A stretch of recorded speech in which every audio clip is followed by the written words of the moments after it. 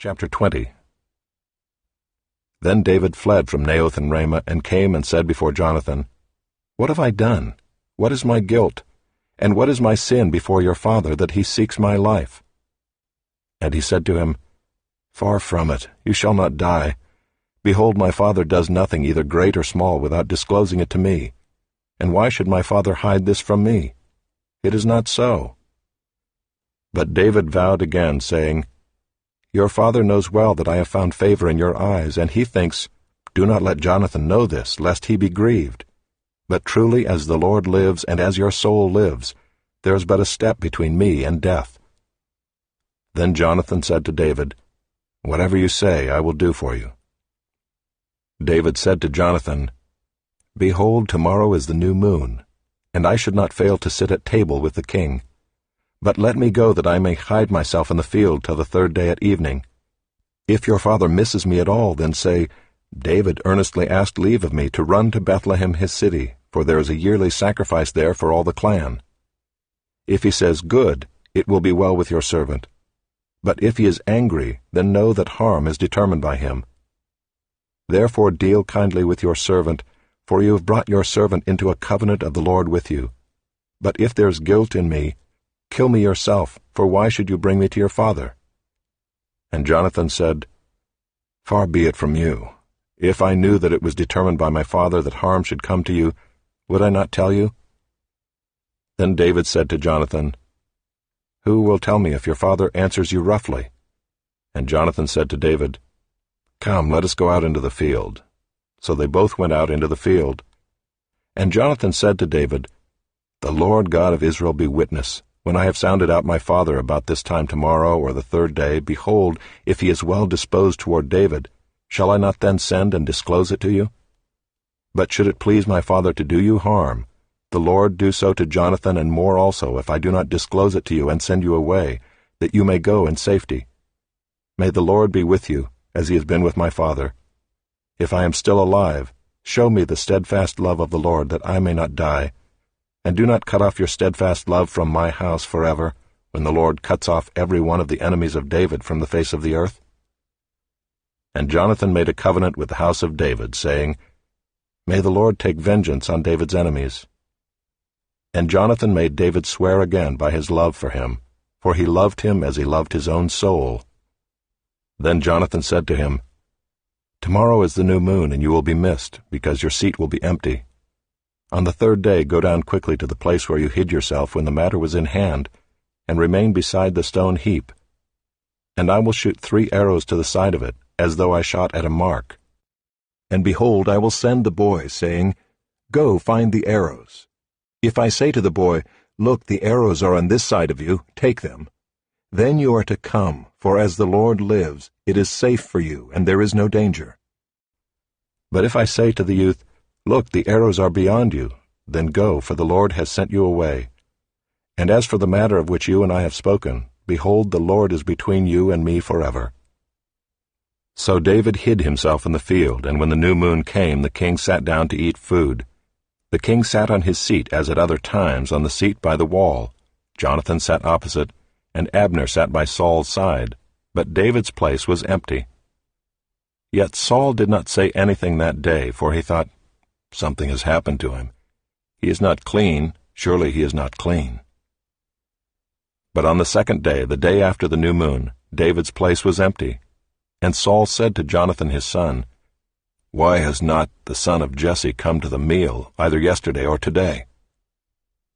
Jonathan answered Saul, David earnestly asked leave of me to go to Bethlehem. He said, Let me go, for our clan holds a sacrifice in the city, and my brother has commanded me to be there. So now if I have found favor in your eyes, let me get away and see my brothers. For this reason he has not come to the king's table. Then Saul's anger was kindled against Jonathan, and he said to him, You son of a perverse, rebellious woman! Do I not know that you have chosen the son of Jesse to your own shame, and to the shame of your mother's nakedness? For as long as the son of Jesse lives on the earth, neither you nor your kingdom shall be established. Therefore send and bring him to me, for he shall surely die. Then Jonathan answered Saul his father, Why should he be put to death? What has he done? But Saul hurled his spear at him to strike him. So Jonathan knew that his father was determined to put David to death. And Jonathan rose from the table in fierce anger and ate no food the 2nd day of the month, for he was grieved for David, because his father had disgraced him. In the morning Jonathan went out into the field to the appointment with David, and with him a little boy. And he said to his boy, "Run and find the arrows that I shoot." As the boy ran, he shot an arrow beyond him. And when the boy came to the place of the arrow that Jonathan had shot, Jonathan called after the boy and said, "Is not the arrow beyond you?" And Jonathan called after the boy, "Hurry, be quick, do not stay." So Jonathan's boy gathered up the arrows and came to his master. But the boy knew nothing, only Jonathan and David knew the matter.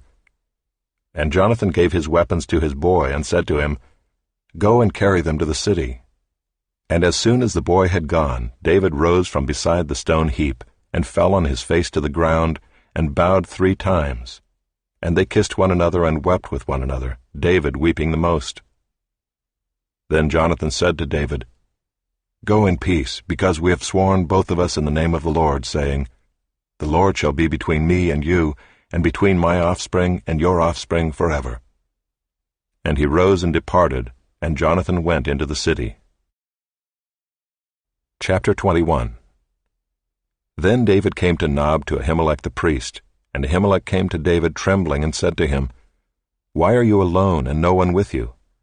And David said to Ahimelech the priest, "The king has charged me with a matter, and said to me, 'Let no one know anything of the matter about which I send you, and with which I have charged you.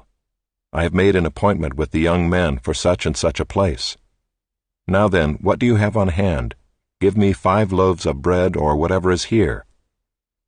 And the priest answered David, 'I have no common bread on hand, but there is holy bread, if the young men have kept themselves from women.' And David answered the priest, 'Truly women have been kept from us as always when I go on an expedition. The vessels of the young men are holy even when it is an ordinary journey. How much more today will their vessels be holy?' So the priest gave him the holy bread, for there was no bread there but the bread of the presence, which is removed from before the Lord, to be replaced by hot bread on the day it is taken away. Now a certain man of the servants of Saul was there that day, detained before the Lord. His name was Doeg the Edomite, the chief of Saul's herdsmen. Then David said to Ahimelech, "Then have you not here a spear or a sword at hand? For I have brought neither my sword nor my weapons with me, because the king's business required haste." And the priest said, "The sword of Goliath the Philistine, whom you struck down in the valley of Elah, behold, it is here wrapped in a cloth behind the ephod. If you will take that, take it, for there is none but that here." And David said, "There is none like that. Give it to me." And David rose and fled that day from Saul, and went to Achish the king of Gath. And the servants of Achish said to him, "Is not this David the king of the land? Did they not sing to one another of him in dances? Saul has struck down his thousands, and David his 10,000s. And David took these words to heart, and was much afraid of Achish the king of Gath. So he changed his behavior before them, and pretended to be insane in their hands, and made marks on the doors of the gate, and let his spittle run down his beard. Then Achish said to his servants, "Behold, you see the man is mad. Why then have you brought him to me? Do I lack madmen that you have brought this fellow to behave as a madman in my presence? Shall this fellow come into my house?"